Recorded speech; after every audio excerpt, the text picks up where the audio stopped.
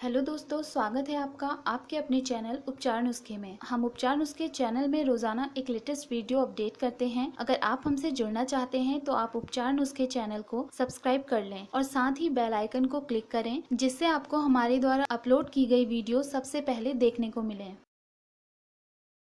27 जुलाई 2021 मंगला गौरी व्रत पूजा विधि, महत्व, उद्यापन कब और कैसे करें, व्रत के 3 जरूरी नियम। सावन माह के मंगलवार को मंगला गौरी व्रत किया जाता है। सावन का महीना भगवान शिव की आराधना का माह होता है। सावन माह में जिस तरह सोमवार के दिन भगवान शिव की पूजा आराधना की जाती है, ठीक वैसे ही सावन के प्रत्येक मंगलवार के दिन माँ मंगला गौरी की उपासना की जाती है। यह व्रत विवाहित और अविवाहित महिलाओं के लिए बहुत ही महत्वपूर्ण माना जाता है। शास्त्रों के अनुसार यह व्रत पति की लंबी आयु, सुखी वैवाहिक जीवन और योग्य वर की कामना के साथ किया जाता है। आज हम आपको साल 2021 सावन माह में पड़ने वाले मंगला गौरी व्रत की शुभ तिथियां, पूजन सामग्री, पूजा विधि, महत्व और इस व्रत के उद्यापन के बारे में बताएंगे।